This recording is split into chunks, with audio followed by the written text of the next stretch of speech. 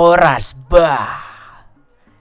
Ketemu lagi kalian sama Bang Ucok Hasibuan di konten Gibah.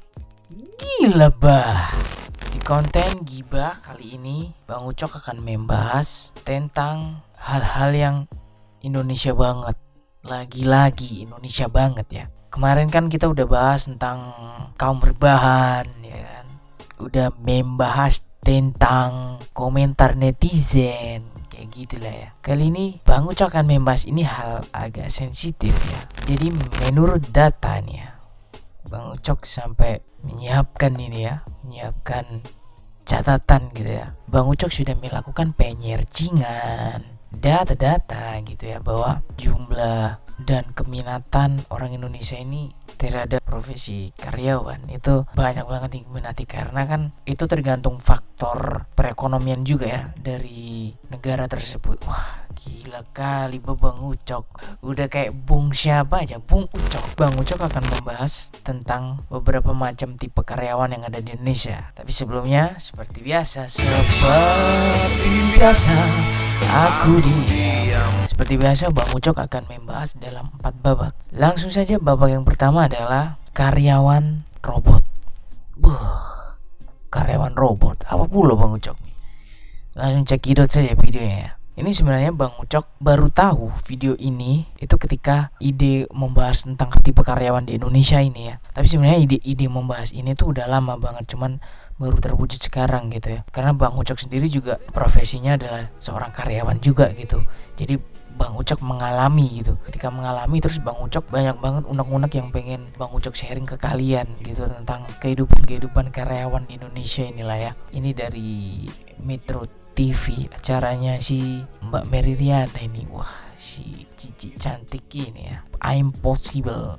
Nah, video ini berjudul Mengapa Saya Bekerja. Ini kalian harus tonton ini ya. Kalian ini yang sebagai karyawan gitu ya. Ini menginspirasi sekali lah ya. Akhirnya Bang Ucok ada mengambil beberapa data dari sini ya. Coba kita lihat ini. Apa aja? Orang yang engage katanya, enjoy, tertarik, enjoy, terikat, yang asik ya katanya. Itu jumlahnya ternyata hanya 8%. 8% yang merasa asik, yang asik, enjoy banget ya. Nah, data inilah yang Bang Ucok ambil ke kalian. Ini pun juga mereka juga mengambil dari riset ya, beberapa riset perusahaan atau beberapa riset agensi gitu ya tentang karyawan-karyawan Indonesia ini. Nah, karyawan yang pertama tadi adalah karyawan robot. Itu masuk ke tipe udah kayak rumah aja tipe. Itu masuk yang presentase yang 77%. Kalian tahu apa karyawan robot itu? Karyawan robot itu yang dia kerja sesuai job description. Apa istilahnya? SOP ya. Ya itulah job description. Jadi dia itu datang, absen, cek login, cek udah. Terus datang ke meja kerja, ya apa adanya gitu ya. Yang penting aku kerja sesuai job description gitu. Ya bodo amat mau ada anak yang minta bantuan, sorry bro itu bukan job desk aku gitu, sorry bro kayaknya aku nggak bisa gitu, padahal mah dia bisa gitu kan ya, cuman dia merasa itu bukan job desk dia. Jadi dia sehari-hari itu seperti manusia tapi berbentuk robot, Iron Man.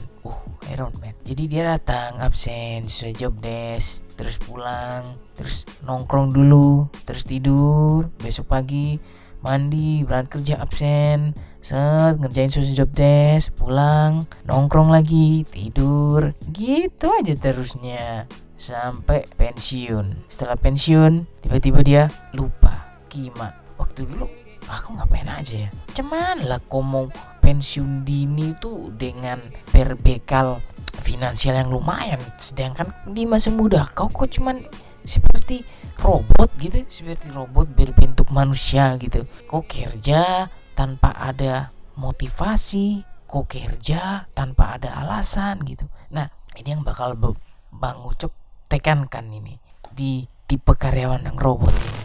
Coba kalian tes ya. Karyawan yang tipe kayak gini nih, melihat misal si Andi gitu ya. Si Andi ini ya kerja lempeng-lempeng aja gitu kan ya. Dari habit yang kita tampilkan gitu ya, yang kita show gitu ke khalayak lingkungan kantor, terus akhirnya teman-teman kalian menilai, ya tanpa disadari sih habit-habit itu ya bakal terbawa lah ke kehidupan kalian gitu. Jadi kalau kalian habitnya kerja enjoy, absen semangat, terus hari ini aku ngerjain apa ya, aku hari ini ngerjain ini, sudah ada list beberapa pekerjaan yang harus dikerjakan gitu. Oke, aku bakal kerjakan, aku bakal dapat performa yang bagus hari ini. Wah, itu karyawan top. Itu ada itu jenis karyawan itu nanti Bang Ucup bahas. Nah, si karyawan robot ini tidak seperti itu. Dia datang absen. Hari ini job desk-nya apa ya? Alah, si bapak manajer tidak memberikan job desk, ya udah, nyantai aja lah. Set, pura-pura kerja dia. Jadi ini apa istilahnya? Action figure. Ya action figure dulu lah. Ada bos lewat. Wah, ada bos. Action figure. Pukima kali.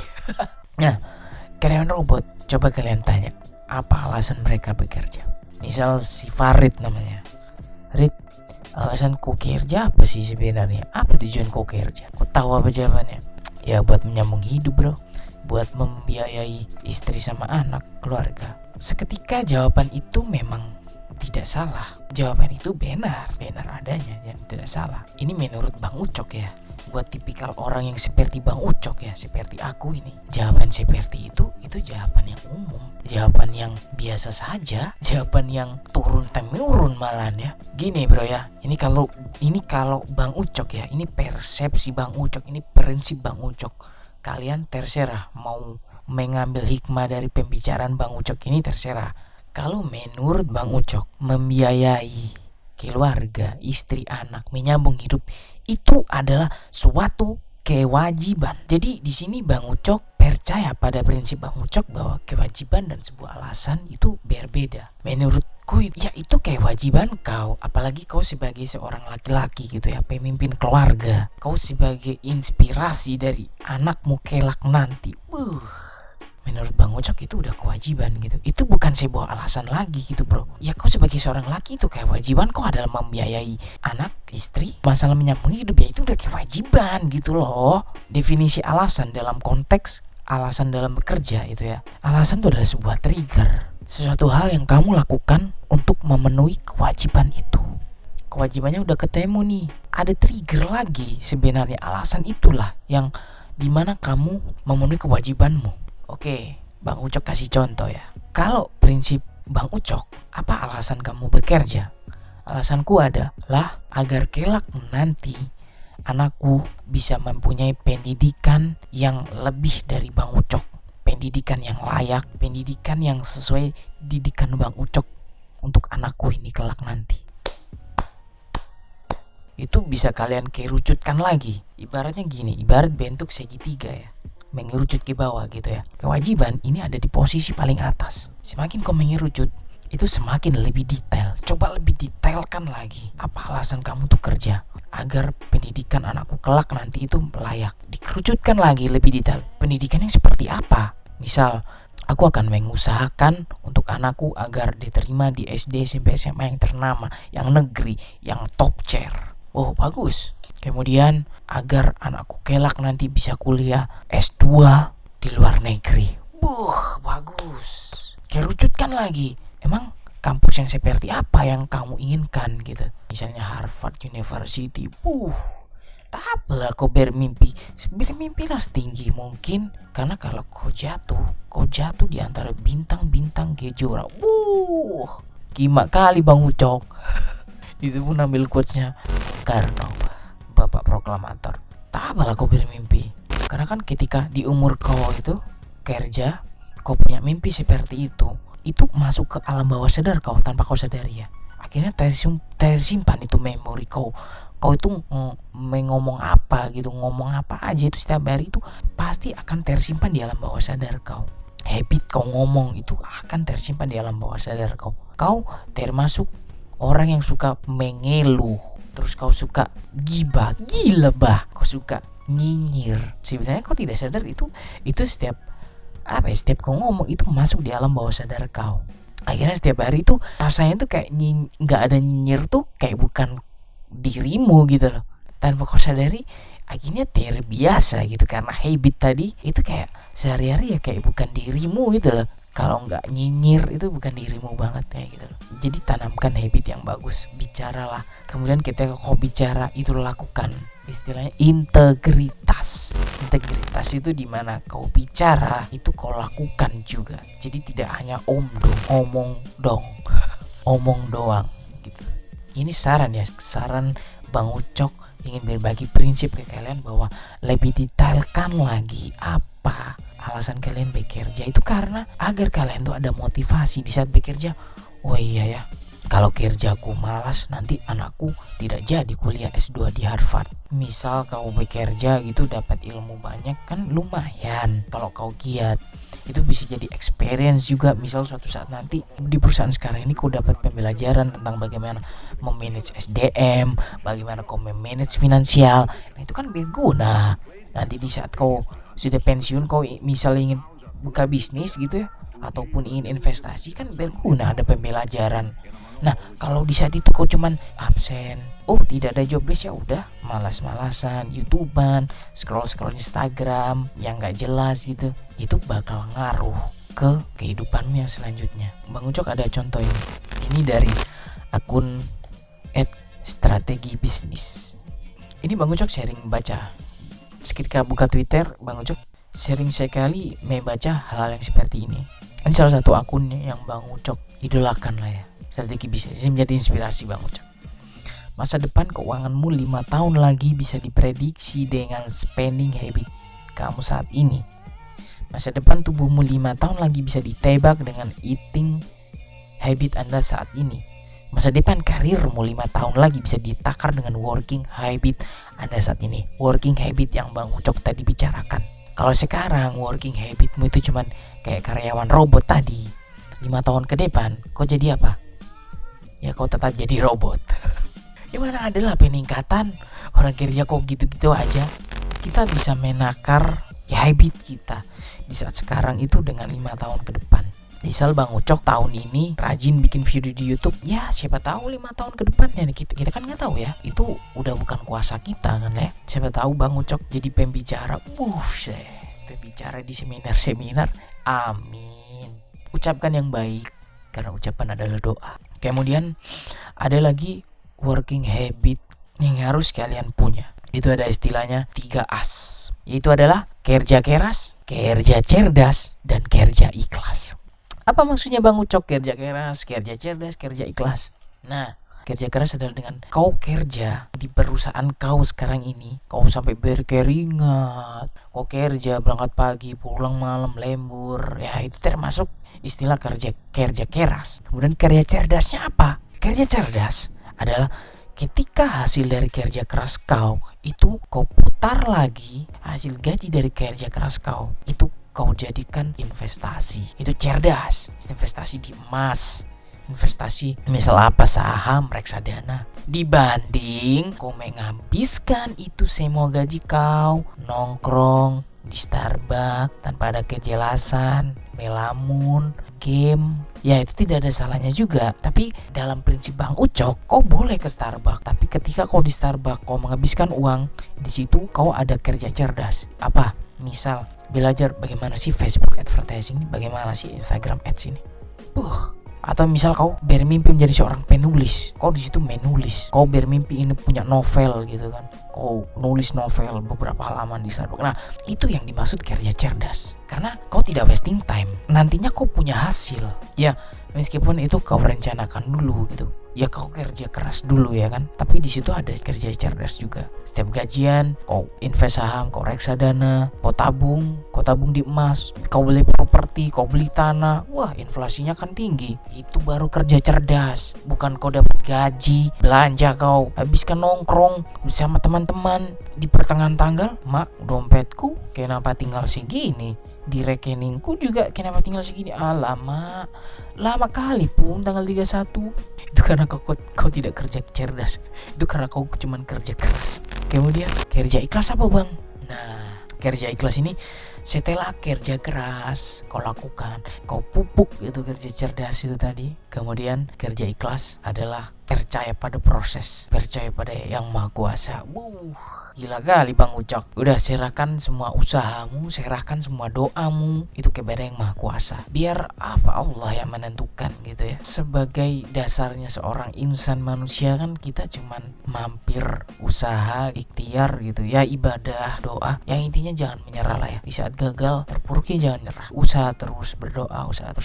Gak mungkin lah bro habit kayak gitu tuh gak berhasil. Persentasenya kecil banget gitu kalau itu gak berhasil. Menurutku ketika kau melakukan work habit, kerja keras, kerja cerdas, kerja ikhlas, itu pasti berhasil lah. Nah tinggal kalian nih, tingkat keberhasilan kalian itu kalian nilai dari mana? Kan penilaian orang beda-beda gitu kan. Adapun misal kau sudah kerja di tempat yang enak, yang diimpikan orang gitu, tapi terkadang kau berpikir masih kurang bro, ini mah biasa-biasa aja. Nah itu kerja ikhlas kau kurang. Padahal perusahaan yang kau bekerja sekarang di situ itu yang diimpikan orang. Di luar sana masih banyak orang yang memimpikan kerja di perusahaan kau, sedangkan kau sudah berada di situ tapi kau tidak ada kerja ikhlas, bahkan tidak ada kerja cerdas, kau hanya kerja keras. Akhirnya penilaian keberhasilan dari kau itu menilainya cuma sebatas itu. Padahal dengan kau bekerja di perusahaan itu yang dimimpikan orang, menurutku itu kau sudah berhasil. Itu kau sudah top banget dibandingkan orang-orang lain. Nah mungkin masih banyak lagi lah ya penilaian orang berhasil tuh gimana ya. Mungkin ada orang menilai berhasil seseorang tuh dari wah dia bisa beli mobil, wah dia bisa beli rumah gitu, wah dia bisa mendapatkan 1 miliar pertamanya di umur 24 misalnya. Ya itu penilaian masing-masing orang lah ya. Tergantung gimana kalian menilai berhasil itu seperti apa gitu. Kemudian masih di karyawan robot ini ya. Karyawan robot ini juga terkadang mengharapkan sesuatu hal yang besar, tapi yang dia lakukan kecil. Nah karyawan robot ini berharap dia kaya, pengen punya mobil, pengen punya rumah, bisnis, investasi, pengen sukses lah ya, yang diidam-idamkan gitu visualnya suksesnya orang Indonesia itu kayak gitu, yang diidam-idamkan gitu. Tapi effort dia kecil. Aku mengambil quotes juga dari Albert Einstein bahwa melakukan hal yang sama untuk mendapatkan hal yang berbeda itu suatu kebodohan mungkin ya. Kau melakukan hal yang sama tapi kau mengharapkan yang berbeda. Ya seharusnya kau melakukan hal yang think different, hasilnya juga pasti different, beda dari yang lain. Oke, lanjut tipe karyawan yang kedua, yaitu adalah karyawan toksik. Kembali lagi ke video yang tadi ya. Nah ini karyawan toksik itu ada di 15%. Karena si karyawan toksik ini memiliki keterlibatan yang rendah. Karyawan toksik ini seperti apa Bang Ucok? Karyawan toksik ini dia mempunyai pengaruh negatif ke teman semeja gitu ya. Jadi gini, misal si Farid tadi ya, Farid kau kerjain apa hari ini? Ini ada si bos menyuruh aku mendata semua, mengaudit ini ya. Wah kok rajin kali Rid, tahu salah. Kok tahu istilah PGPS? Apa itu? Pintar goblok penghasilan sama. Puki kali. Terus si Faridnya, iya ya, percuma lah ya aku mengerjakan gini ya, penghasilan pun sama ya, gak ada tambah-tambahan gaji gitu ya. Nah kan Rit, udah dibilang biasa aja, gak usah semangat-semangat lah. Ngapain semangat, kerja yang biasa-biasa aja, yang standar aja. Kalau misal si Farid ini tidak punya prinsip, dia pasti iya deh, ya udah biasa aja lah. Akhirnya tidak dikerjain itu tadi tugas dari bos, akhirnya dimarahi pula dia. Nah ini karyawan toksik, dia mempengaruhi hal-hal negatif ke karyawan-karyawan lainnya. Pengaruh-pengaruh yang membuat kinerja kita itu jadi menurun. Ada lagi yang sharing, kerja gini-gini aja ya, penghasilan ya segini-segini aja. Iya ya, kok ada ide apa kok? Resign aja lah, kita cari tempat lain yang gajinya lebih gede. Iya ya, banyak dia memberi pengaruh ke karyawan lain. Suruh resign. Kok kira resign terus kau bekerja di tempat lain gitu bakal cocok gitu dengan kau? Misal kau ikut-ikutan sama temenku enak ya kerja di sini, aku ikutan Kemudian ketika kau diterima misal di sana, ternyata kayak gini ya perusahaannya. Podat. Itu tadi tidak ada 3 As. Kerja keras, kerja cerdas, kerja ikhlas. Kemudian karyawan toksik ini misal nih nggak ada bos. Seneng kali dia. Bos lagi keluar negeri nih. Berapa minggu, 2 minggu. Seneng dia. Udah keluar aja lah nongkrong gimana kita gitu. Toksik kali. Kemudian pas ada bos, si bos datang. bos udah datang nih. Iya udah datang. Kok cuman bentar bos, 2 minggu? Lah kan emang 2 minggu aja. 3 minggu lah bos, udahlah balik lagi bos. Gila kali bodat, perusahaan dia kok yang ngatur. Biasanya karyawan toksik ini juga punya pikiran mental yang ingin cepet kaya, ingin cepet sukses. Jadi dia gak terlalu percaya dengan proses. Ini ada nih dari blog. Ini sama kayak akun Twitter tadi. Ini yang punya blog ini Bapak Yudhya Antariksa ini. Bang Ucup juga follow juga dia di Instagram, ngikutin dia, suka sharing inspiratif banget lah. Di blog ini dia menulis kenapa mentalitas instan ingin cepat kaya dan sukses makin merebak. Ini bisa kalian baca. Bang Ucup kasih penjabaran yang intinya aja ya. Nah, instant mentality factor. Karena apa? Pada dasarnya manusia itu memang cenderung malas. Kadang Bang Ucok aja ketika mau bikin konten baru itu kadang aduh capek kali, malas kali. Tapi mau gak mau itu harus kamu paksakan. Makanya kenapa apapun yang kamu lakukan, kamu pengen kerja, kamu ini sesuaikan dengan passion. Karena ketika itu udah sesuai dengan gairah kamu, itu seakan-akan melakukannya itu udah gak ada paksaan gitu. Karena emang aku seneng melakukan ini, aku gembira, ya inilah yang pengen aku lakuin. Terus instant mentality factor kedua itu instant gratification makin ditonjolkan oleh smartphone culture. Nah, ini Bang Ucok udah panjang lebar kayaknya membicarakan tentang smartphone culture ini di episode berapa itu? Kaum rebahan, di episode kaum rebahan itu bisa kalian tonton lah ya, episode kaum rebahan itu. Jadi dengan masuknya dunia digital, smartphone, nggak tahu penggunanya itu smart apa enggak, itu jadi makin banyak disalahgunakan, penyebaran hoak yang tidak sesuai dengan fakta gitu, nyinyir, ngata-ngatain orang. Di situ akhirnya banyak mental yang ingin cepat kaya, ingin cepat sukses, melihat temannya, wah si Farid udah ke Australia nih, wah gila, aku ngapain aja masih gini aja. Padahal dia nggak tahu kalau si Farid ini sudah melalui beberapa proses hampir 5 tahun 10 tahun gitu. Akhirnya dia memperoleh keberhasilan di tahun ke-10, di tahun ke-8 gitu kan, nggak tahu. Kita cuma melihat visual kemewahannya gitu. Banyak orang itu yang lebih fokus kepada hasil. Iya memang benar sih, karena kita kan juga nggak mau rugi gitu, kerja keras kita ya harus ada hasil gitu. Tapi ada yang lebih penting, yaitu proses. Kalau kau sudah percaya dengan proses, kau pun juga pasti percaya hasil. Tapi kalau kau mendahulukan percaya pada hasil, menurutku kau pasti gagal dalam proses. Karena kau tidak menikmati proses. Yang ada di kepala kau ini hasil. Tapi kau di tengah jalan itu banyak sekali distraksi, halangan, rintangan. Entah dari faktor A, faktor B, faktor C. Akhirnya belum lagi ketika faktor C ada yang mempengaruhi gini. Terus kamu jadi mikir, oh iya ya, ngapain juga ya hasil, udahlah. Kemudian kita masuk instant mentality faktor 3, yaitu terobsesi pada hasil akhir, kekayaan dan kesuksesan. Nah yang Bang Ucup bilang tadi itu ya, dia hanya fokus pada hasil gitu. Dia tidak menikmati, dia gak tidak enjoy pada proses. Itu tadi ya 3 faktor kuncinya, yaitu manusia pada dasarnya memang menyukai hasil yang instan. Mentalitas instan makin diperkuat melalui budaya smartphone dan pikiran fokus pada hasil ke akhir kekayaan dan bukan pada proses. Kita masuk babak ketiga. Ini karyawan termasuk minoritas lah ya, karyawan yang enjoy dan asik. Ini Bang Ucok sengaja taruh di babak ketiga gitu, karena pembahasan yang paling seru itu ada di babak pertama sama kedua, karyawan robot sama toksik ini, karena presentasinya lebih banyak. Data yang Bang Ucok catat ini, kelompok kecil ini meskipun dia terlihat kecil, minoritas, tapi dia bisa mengalahkan kelompok yang besar.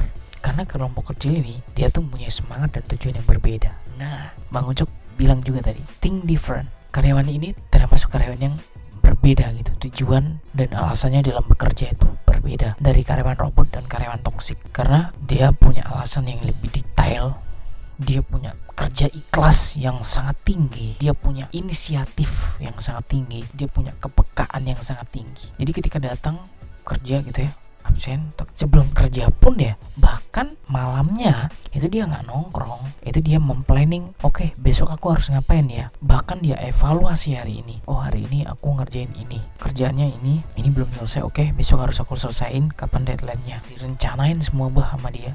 Karyawan enjoy ini, integritasnya tinggi. Oke, besok aku harus jangan telat, aku harus berangkat jam segini, sarapan jam segini, detail dia. Akhirnya dia nggak telat, masuk di kantor, pas dia cek log, duduk di meja, mejanya dirapiin, dia selalu ingin bersih, intinya rapi lah ya. Oke, hari ini job desknya ini sesuai di planning dia semalam tuh sebelum tidur, dia kerjain, selesai dia hubungin bos atau hubungin supervisor, bos kerjaan udah selesai, kayak gini hasilnya, saya kirim lihat email. Bos ngelihat, wah keren, oke udah selesai. Ketika dia selesai, dia tanya, bos ini kerjaan udah selesai, apalagi yang harus aku kerjain? Jadi ketika manajernya ngomong, oke, ada tugas lagi kamu ini. Oke siap bos, aku kerjain. Cepat, tangkas, ringkas, rapi, tajam, setajam silat. Nah, karyawan seperti ini nih, dia punya alasan dan tujuan yang sangat perfect, sangat detail, yang dia bagi menjadi 5. Yaitu adalah alasan finansial, alasan keluarga, alasan passion, value, dan alasan spiritual. Bang Ucok jabarkan secara singkat aja ya. Dia punya alasan finansial, yaitu dia pengen finansialnya baik karena untuk biaya pendidikan anaknya supaya dapat pendidikan yang layak, yang lebih tinggi dari dia. Wah, faktor keluarga. Alasan untuk keluarga karena dia pengen membahagiakan keluarga juga, pengen membahagiakan orang tua, istri dan anak. Faktor passion karena dia bergairah kerja di tempat itu. Makanya Bang Ucok menekankan bahwa untuk kalian carilah pekerjaan yang sesuai passion. Syukur-syukur kalau dapat, kalaupun nggak dapat, terapkan yang tadi, kerja keras, kerja cerdas, kerja ikhlas. Keempat, value. Wah, ini kalau udah sampai ke alasan value, ini setaranya udah bukan orang-orang biasa ini. Dia bekerja untuk manfaat, untuk nilai, untuk value yang diperoleh. Value-nya apa? Agar bermanfaat untuk orang lain. Value-nya apa? Untuk membuka lapangan pekerjaan. Kemudian alasan spiritual, yaitu tadi kerja ikhlas dengan berdoa, memohon ke Allah, bersyukur karena dia bisa kerja di tempat ini, karena dia punya kesadaran ikhlas, akhirnya spiritualnya meningkat. Masuk dapat keempat, kesimpulan. Setelah Bang Ucok ngomong panjang nih ya tentang beberapa tipe karyawan di Indonesia, kesimpulannya adalah dalam bentuk motivasi. Motivasinya yaitu tentang aku, kamu, kita, dan dia. Usahakan alasan untuk bekerja itu untuk kita dan dia. Kenapa nggak aku dan kamu Bang Ucok? Karena gini, kalau alasan kamu untuk aku itu adalah keegoisan, seperti karyawan robot tadi. Jadi job desk dia apa, ya udah aku ngerjain job deskku aja. Dia ya terserah, itu bukan job deskku. Dia bekerja tidak ada value, tidak ada passion, tidak ada keikhlasan. Kenapa tidak kamu Bang Ucok? Nah, tadi kan ada aku, kamu, kita, dan dia. Kenapa nggak kamu? Karena ketika alasan bekerja untuk membahagiakan orang lain, terkadang kita lupa membahagiakan diri kita sendiri. Seenggaknya harus balance. Jangan sampai kamu membahagiakan orang lain tapi diri kamu sendiri itu nggak bahagia. Wow, it's so deep, dalam banget. Kenapa harus kita Bang Ucok? Nah ini, kita itu adalah aku dan kamu. Gabungkan keduanya. Kamu bahagia dengan kerja kerasku, dengan kerja cerdasku. Kemudian aku tetap bisa mengejar mimpiku. Aku tetap bisa bekerja ini untuk nanti mempersiapkan hal-hal yang kamu butuhkan. Aku bekerja untuk memperbanyak pengalaman.